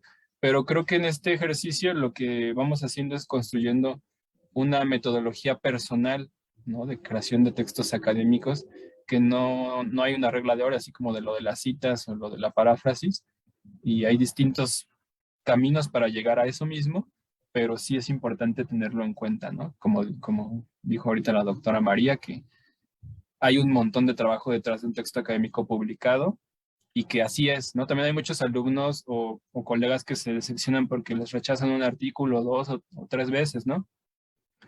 Pero esto es usual, o sea, es usual que ocurra, que te lo regresen con comentarios, habrá que ver si vale la pena lo que pusieron, integrarlos, ¿no? Si uno está de acuerdo y volverlo a intentar. Muchos alumnos también, ¿no? Es que dicen, no, profesor, me entregó el trabajo todo en rojo, ¿no? Con un montón de correcciones. Bueno, esa es la oportunidad de mejorar, ¿no? Eso es mejor a que el profe no te regrese el trabajo, que también suele ocurrir seguido. Cuando el profesor te pone 9 o 10 y no te regresa el trabajo, tú dices, bueno, lo hice bien, pero exactamente ¿qué? ¿Qué fue lo que hiciste bien todo? Una parte. Si te pone 7 y no te lo entrega, sabes que hiciste algo mal, pero ¿en dónde? Entonces, creo que todos tenemos que pasar por ahí, ¿no? Por que nos corrijan todo y que todo esté en rojo y no angustiarnos, sino verlo como la posibilidad de mejorar. Creo que esa sería un poco la filosofía para no morir en la carrera académica, ¿no? Muchas gracias, Hugo. Me encanta esta visión. Yo creo que tienes absolutamente toda la razón. Puede ser frustrante a veces, pero esta es nuestra oportunidad de mejorar, ¿no? En definitiva. Y también me gustó mucho esto que has dicho no lo dijiste así, pero que bueno, hay que tener también flexibilidad con nosotros mismos e ir probando estrategias. Y total, si al final esta no funciona, pues regresamos a la que sí nos funcionó o irlo ensayando, ¿no? Muy bien. Claro. ¿Alguien más? Doctora. Todavía no se animan. Yo no les puedo creer, chicos, que no tengan dudas. Esta es su oportunidad. Realmente, bueno, primero te quiero agradecer una conferencia tan clara y tan útil, ¿no? para los estudiantes. Creo que estuvo hecha a medida y que además muchas veces es un hueco, ¿no? Se nos olvida detenernos en estas cosas, ¿no? Enseñar de verdad cómo se escribe un artículo académico, ¿no? Que es de vital importancia para nuestra carrera. Y yo tenía, pues, es que son como entre comentarios y dudas, ¿no? Pero una de ellas me gusta muchísimo que te hayas detenido en la focalización académica, ¿no? Porque estos impersonales, o no sé, yo les tengo un poco de alergia porque siento que te escondes de la responsabilidad de lo que estás diciendo, ¿no? Y que justamente las humanidades cabalgan siempre entre el artículo científico que no es, ¿no? Y el ensayo, ¿no? En el fondo, ¿no? O sea, uno está haciendo un artículo académico, pero siempre desde una voz subjetiva. Siempre hay un pensamiento que se articuló ahí, ¿no? Y nuestra metodología no es una metodología científica tanto como retórica, ¿no? Nosotros lo que hacemos es presentar argumentos, ¿no? Para convencer de que lo que estamos diciendo es real, ¿no? Entonces, si yo tengo la responsabilidad de estos argumentos, pero luego me escapo de decir yo, ¿no? En ningún momento, ¿no? Pues parece como que huyo, pero por otro lado tampoco mi yo puede interferir a tal grado que el artículo no tenga cierta objetividad, ¿no? Y que se escape del rigor.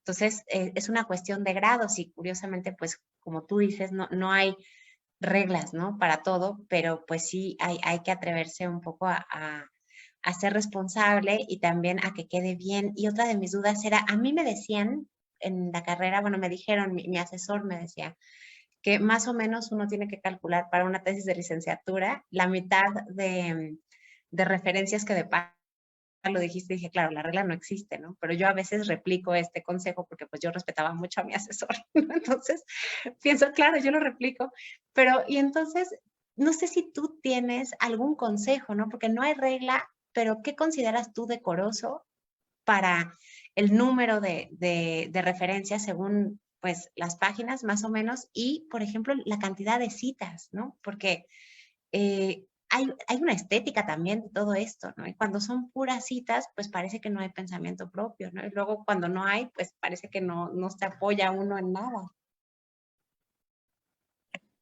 Sí, bueno, más que una proporción, porque sí es algo que quizá dentro de la investigación que yo hice en este término, sí hay estudios que te indican, por ejemplo, no encontré específicamente letras hispánicas, pero sí hay estudios que te dicen Bueno, en el área de física, de este corpus de textos académicos que se publicaron de tal a tal año, hay una proporción entre citas a otros autores y discurso propio, 60-40, ¿no? Por ejemplo. O sea, sí, es tipo de proporciones que hacemos como con un ánimo descriptivo.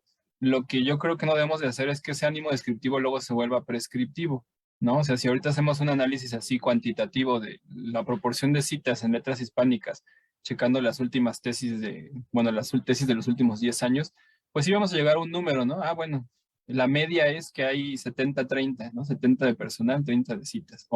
Bueno, es a lo mejor es una exageración, a lo mejor está al revés, ¿no? A lo mejor hay más citas que discurso personal. Pero lo que creo que no debemos hacer es que esa pauta luego se vuelva una prescripción y que luego digamos, ese es el número mágico, la regla general, ¿no? Yo la verdad cuando construyo discurso académico no pienso para nada en la proporción de citas o paráfrasis, más bien pienso en incluirlas cuando es indispensable y necesario. Entonces sí tener textos en los que a lo mejor hay mucho citado y textos en los que cité poco, ¿no? O sea, como que no regreso sobre mis pasos a ver si hay una proporción o si respeté cierto porcentaje dentro de lo que yo digo contra las fuentes. No sé si, bueno, tú ahorita comentaste que quizás si lo haces, ¿no? Lo revisas y a lo mejor dices, son poquitas fuentes, a lo mejor meto más. Yo preferiría no llegar a ese punto porque quizá haya un momento en el que estoy cuidando más que la retórica o los argumentos, una cuestión de proporción de voces, ¿no? Y creo que no va por ahí la intención del discurso académico.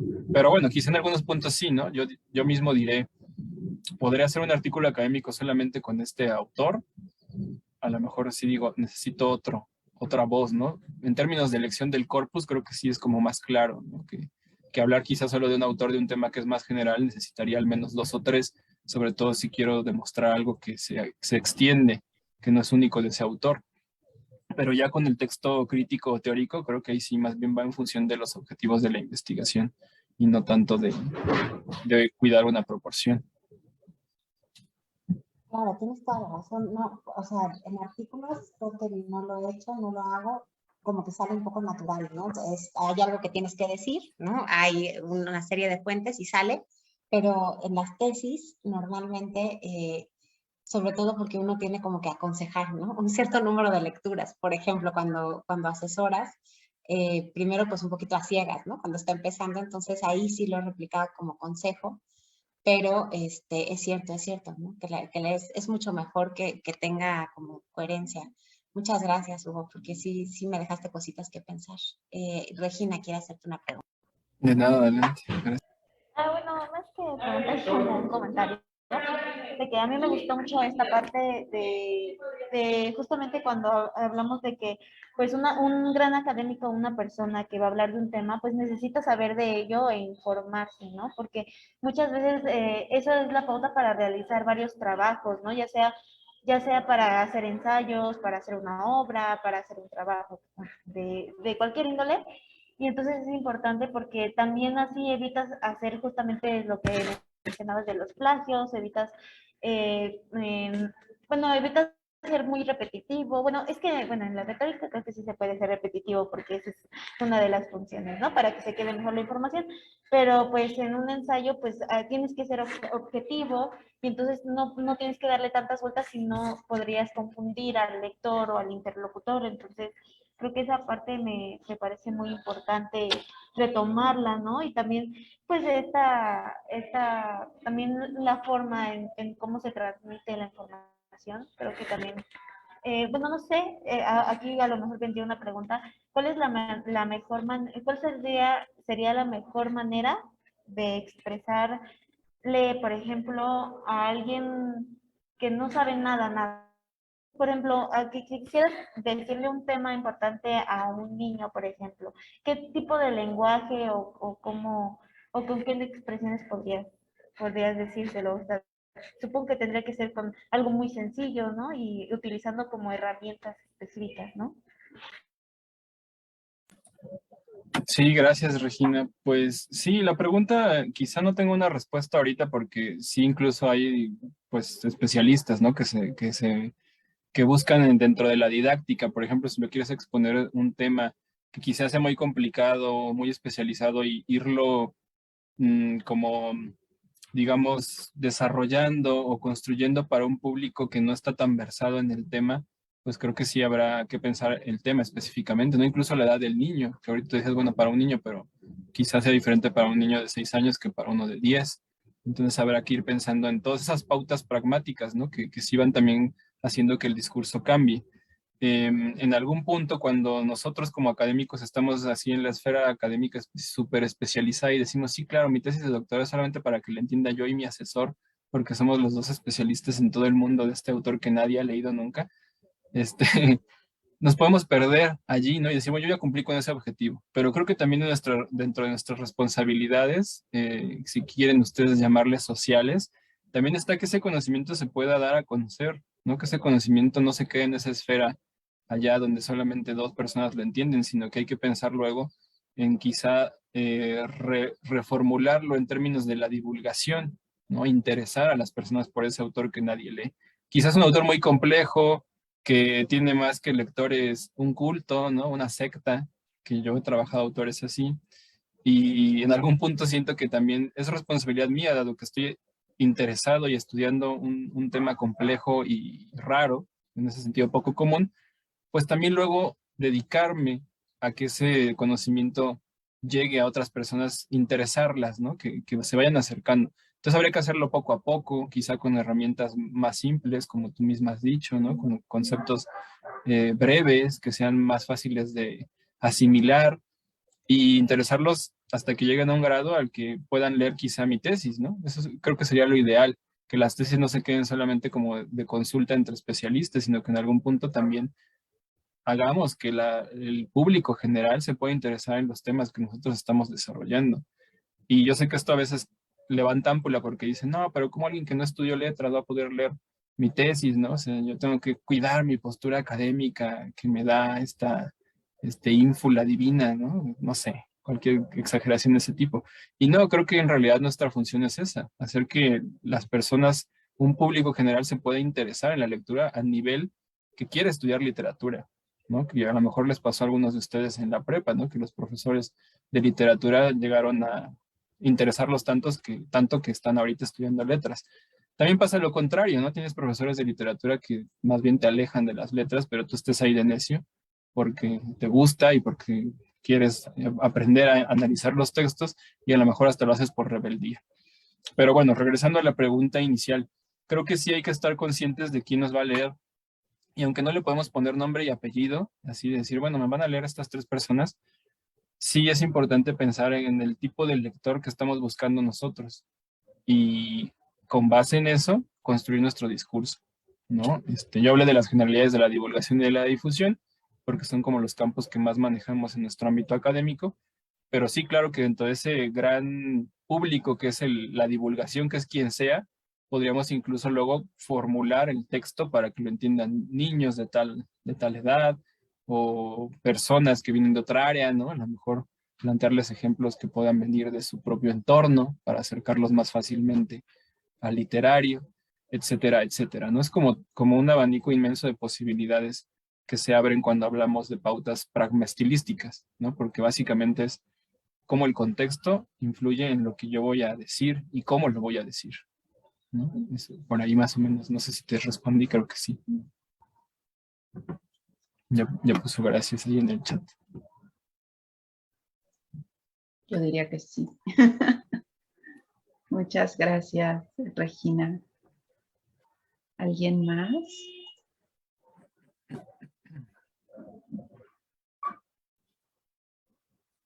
Yo quisiera pedirte un consejo. Sí. A ver. Has hablado con unos ejemplos que me parecieron muy claros, ¿no? Sobre el tono, la precisión, la claridad. Vemos cómo se tendría que hacer, ¿no? Pero sobre todo en claridad, al menos los alumnos que tengo ahora, les falla un poco.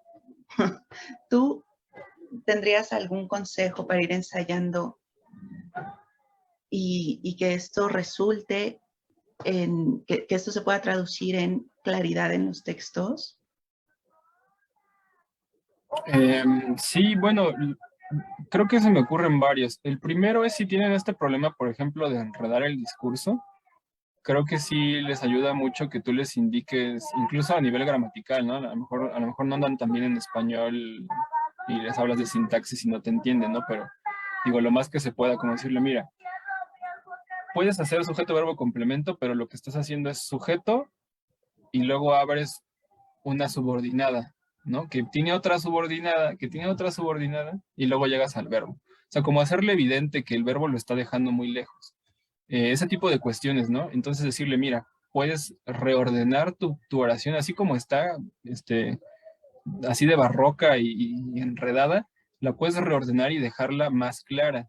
O de plano la puedes reformular desde el principio, ¿no? Siguiendo unas pautas más sencillas. Creo que ese sería un buen ejercicio, ¿no? Que específicamente sobre lo que ya escribieron y tú lo ves enredado, en vez de decirle, está mal, vuélvelo a hacer, le digas, mira, lo puedes modificar así y así, ¿no? En vez de arrancarle la hoja, como hacían los profes de nosotros en aquellas épocas, ¿no? Que te decían, está todo mal, te arrancaban la hoja. O sea, decirle, mira, corrige aquí y aquí, y eso creo que ayuda mucho, ¿no? Porque ellos mismos se dan cuenta en dónde está el error recurrente, que usualmente es un error recurrente, ¿no? Esto de separar, usar mucha subordinación o separar el sujeto del verbo, o utilizar un vocabulario muy elevado o una sintaxis que se quiere ver, como ya les dije hace rato, ¿no? Con el moño, con el listón, ¿no? Muy pomposa.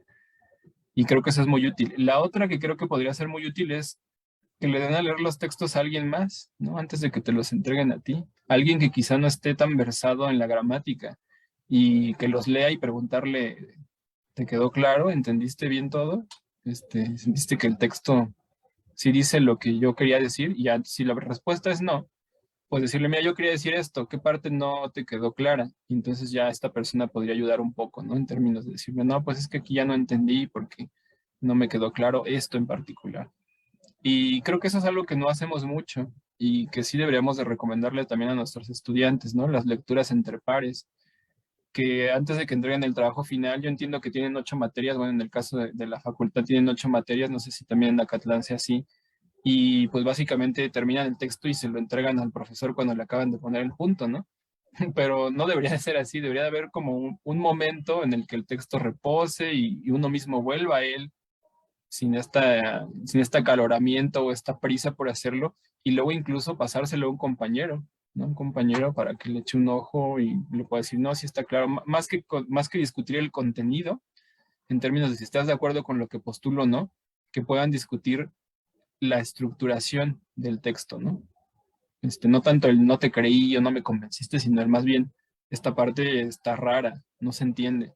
Esta parte no queda con lo que estás diciendo, ¿no? Se sale, no es coherente. Ese tipo de cosas creo que son las que valdría la pena que se hicieran con lecturas entre pares. Pero pues sí, yo entiendo que por la dinámica que tenemos en las facultades está muy difícil, ¿no? Que quizá como profesores deberíamos de pedirles el texto para una fecha y luego el retexto, ¿no? O sea, el texto tras correcciones, que es algo que tampoco hacemos mucho porque no hay tiempo, no nos da la vida.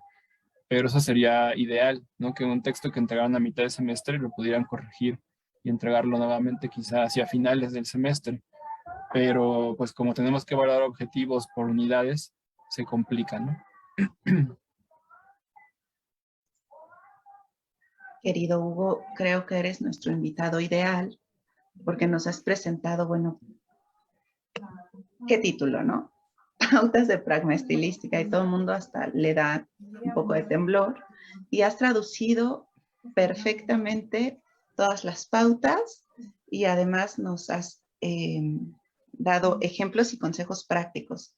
Antes de cederle la palabra a la doctora Elisa, tenemos una pregunta que viene de Facebook, desde Fernando Fink. Dice, cuando se comienza un trabajo de investigación, ¿qué es más recomendable? ¿Dirigir la consulta de fuentes según la intuición primera y con miras a fortalecer el discurso o hacerlo en busca del contrapunto para hacer crítica de la propia intuición? Entiendo que en una investigación se hacen ambas, pero ¿qué recomendaría hacer primero? Ok, yo creo que ambos caminos podrían ser válidos, depende también mucho del tipo de investigación, ¿no? Que estoy queriendo comprobar y qué tan pensada la tengo. Muchas veces la consulta de fuentes secundarias, lo que ha dicho la crítica previamente, nos ayuda a afinar nuestros propios objetivos en nuestra hipótesis, tendría que ser así, pero a veces llegamos a eso sin la consulta de las fuentes previas, ¿no? Como por una intuición. Entonces entiendo que la pregunta va un poco por ahí, si la intuición la planteo y luego la confirmo con las fuentes, o a partir de las fuentes planteo lo que ya no es intuición, sino lo que ya está allí. Entonces yo digo que cualquiera de los dos caminos es válido siempre y cuando tras la consulta de las fuentes se regrese a ver que esa intuición es verdadera, ¿no? O que está planteada de forma adecuada. Si no hacemos esto, pues puede ser que más adelante en la investigación terminemos modificando, ¿no? De manera sustancial lo que pensamos en un primer momento. Son ejercicios en paralelo, así como hace rato decíamos de la lectura y la escritura, ¿no? O sea, yo por eso les decía que lo primero que hay que hacer es ser lector del discurso académico. Y la lectura y la escritura de una investigación siempre van de la mano. Yo cometí ese error cuando estuve investigando para mi tesis de maestría, de primero leerme todas las fuentes, sacar todas mis notas y luego dije, bueno, ya, creo que me siento listo para escribir. Y fue un horror porque en realidad ya se me habían olvidado lo que había leído, ¿no? Y cuando veía mis notas decía, ¿por qué puse esto? Esto lo puse mal, esto ya no sé ni por qué lo anoté. Entonces, la recomendación aquí, digo, y está vinculadísima a la pregunta, es hay que escribir conforme leemos también. Así sea que nuestras notas se vuelvan un discurso hilado, expositivo breve de cada una de las fuentes y que luego de esos podamos retomar, ¿no? Para hacer el estado de la cuestión. Entonces creo que es en paralelo. La intuición es importante en un primer momento, pero luego hay que reafinar esa intuición con lo que dicen las fuentes. Y si no tenemos una intuición previa, pues hay que ir a las fuentes y a lo mejor la intuición va naciendo a partir de lo que las fuentes nos dicen. No creo que cualquiera de los dos caminos es válido. No veo que haya una ventaja así máxima de uno por sobre otro. Y en mi práctica personal creo que he hecho ambas, ¿no? En distintas investigaciones. Eh, Se me ha ocurrido algo y luego lo checo en las fuentes secundarias o al revés, ¿no? Me gusta mucho una obra y la quiero trabajar y leyendo fuentes secundarias voy viendo qué se ha dicho y qué no y voy planteando yo quizá lo que yo quiero decir.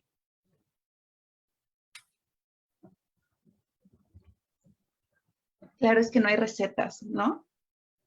Cada investigación es distinta y esto, lo que decía el doctor, hay que tratar de ser flexibles, bueno, no lo digo así, e ir encontrando el propio camino. Ahora sí, doctora O Elisa. también perdón, bueno, también podría ser que no es que no haya recetas, sino que hay un montón de recetas, ¿no? O sea, como que Ya, todos queremos el mole poblano y hay 1000 recetas y pues al final es mole poblano lo que queremos al final, pero podemos elegir de todas esas recetas una o ir haciendo nuestra propia receta, ¿no? Tomando de aquí y de allá, que es un poco lo que yo les he recomendado. claro, muchos.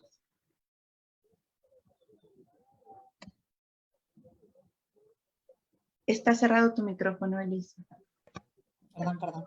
Y yo nada más quería comentarte de la pregunta de Facebook hace rato, por eso levanté mi manita para leerla. Pero también, esto que dices también es muy interesante, ¿no? Justamente uno va generando su propia metodología. Yo creo que las primeras veces que uno escribe un artículo, una tesis, son las más atropelladas, ¿no? Justamente donde cometes los errores y sabes, haces las cosas en un orden que quizás no te conviene, eso nos ha pasado a todos, ¿no? Lo de leerlo absolutamente todo y después ver y decir, ¿por qué subrayé esto? O sea, ¿esto qué? ¿No? O sea, y no poder recuperar, ¿no? Y sí, ¿no? Muy importante como ir haciendo notas de pensamiento. Ya llega un momento en el que tienes tu metodología, ¿no? Finalmente, pues, tienes un orden de hacer las cosas que te funcionan, pero se tiene que ir generando como en todo. Y eso era todo mi comentario. Yo creo que voy a asomarme una vez más a ver si tenemos preguntas por ahí. Sí, algo sobre esto que comenta Elisa. Creo que también hay que, digo, podemos ser críticos con la metodología que usa algún colega, ¿no? Y a lo mejor decir, no, ¿por qué hará eso, no? Está bien raro. Pero pues si le funciona, está bien, ¿no? Yo recuerdo mucho y luego me pasó a mí, yo mismo dije, ya me convertí en esa persona. Este, tener el libro lleno de post-its, ¿no? Que yo decía, ya tiene tantos post-its ese libro, tantas marquitas, ¿no? Que ya no creo que le sea útil porque básicamente puso una banderita en cada línea. Entonces, pues de todo saber si eso les es útil, ¿no? Y en algún punto me di cuenta que yo estaba haciendo algo similar, pero en mi estructura mental, o sea, por fuera sí parecía ridículo porque un libro de 100 páginas tenía 400 post-its, pero cuando yo llegaba a ese post sabía exactamente por qué lo había puesto allí, ¿no? Entonces, bueno, creo que más que ser críticos o hasta hacerle bullying, ¿no?, al colega por sus prácticas académicas rebuscadas o risibles, hay que pensar que no hay un solo camino, ¿no? Hay muchas formas de hacerlo. Yo, por ejemplo, no subrayo los textos, ¿no? A mí no me gusta ponerles marcas con lápiz ni con pluma de ningún tipo. Yo sé que esto es prohibitivo en los textos de la biblioteca, pero con los personales hay gente que dobla las páginas, hasta les arranca un pedacito, les pone la nota ahí en medio o al margen ahí, utiliza no solamente la pluma o el marcatexto, sino un sello. Cosas muy raras, ¿no? Que yo no haría nunca en la vida. Y también me dicen, pero por qué no subrayas los textos directamente? O sea, no pierdes tiempo. Y pues quizá sí, ¿no? Pero no sé, a mí no, todavía no me hallo con rayando los textos propios, porque luego cuando llego a la lectura de ese texto siento que yo mismo me estoy influyendo con lo que ya puse. Claro, podría comprarme una edición solo para hacer la investigación y otra que no tenga rayada, pero a mí no me resulta práctico, por ejemplo. Pero respeto completamente que haya colegas que utilizan ese método, ¿no? Para hacer sus notas. A veces lo hacen en un cuaderno, yo lo hago en el Excel, hay quien tiene un Word, ¿no? O sea, y podríamos discutir qué pauta es mejor que otra, ¿no? Que es un poco lo que vamos a hacer la semana que viene en el conversatorio vamos a discutirlo sino mostrarlo, pero creo que sí partimos de la idea de que todos tenemos métodos diferentes, algunas cosas se parecerán, pero no quiere decir que uno sea mejor que otro hasta que lo probemos nosotros, ¿no? De viva voz, con la piel misma.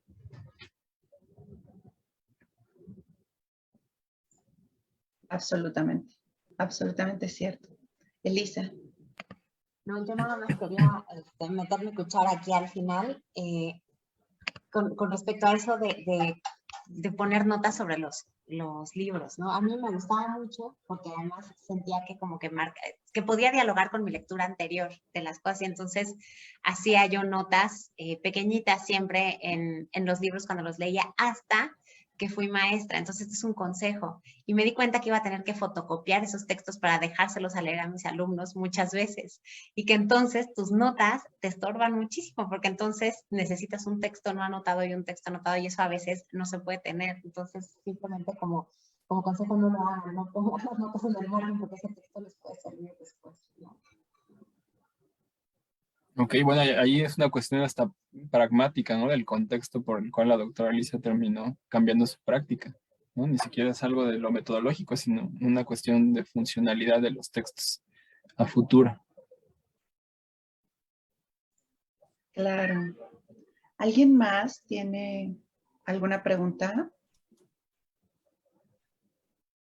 Y ahora vimos que qué es lo mejor, pues lo que te funciona, ¿no? Sí, y lo que te funciona, pero que luego no es ya el funcionamiento total, ¿no? Sino que luego quizá puedas probar otra cosa nueva. Claro, siempre ser flexibles. Oigan, están pasando unos juglares aquí abajo de mi casa, creo que se está colando un ruido, perdón. No se oye nada. No, qué bien. No. ¿Hay alguna otra pregunta, querido público? ¿Algún comentario? ¿Nada? Bueno, pues nada, no me queda más que felicitar al doctor Hugo Enrique del Castillo por su conferencia. De verdad, muchas gracias por venir a hablarnos de este tema tan útil para todos, no solo para los alumnos, también para los colegas. Y muchas felicidades, de verdad, muchísimas gracias. Y a nuestro público, pues exhortarlos a que asistan a nuestros próximos eventos académicos el día 28 a las 4 de la tarde, el lunes. Joe Durán dice que todo muy claro y que muchas gracias, Hugo, desde nuestra página del seminario. El próximo 28 por la tarde a las 16 horas y el 29 por la mañana tendremos el conversatorio sobre prácticas de metodología llamado Doctor Hugo. ¿Quiere decirnos el nombre? Así se llama Hasta la cocina en la metodología de la investigación para letras hispánicas. Perfecto. Ahí estaremos conversando de algunas prácticas. Y no se pierdan la transmisión también por esta vía. Y también dentro de nuestro ciclo de conferencias, nos veremos aquí el próximo jueves 7 de abril a mediodía para escuchar al doctor Aurelio González, que nos hablará de unidades expresivas en el romancero. Bien, muchísimas gracias. Erika, te agradece también, Hugo. Gracias por compartir. Muchas gracias. Y también muchas gracias por la invitación. Un placer andar por acá. Gracias a ti. Pues muchas gracias. Pues nos vemos entonces. Perfecto. Hasta luego. Bye. Termino la transmisión. Elisa Cipar.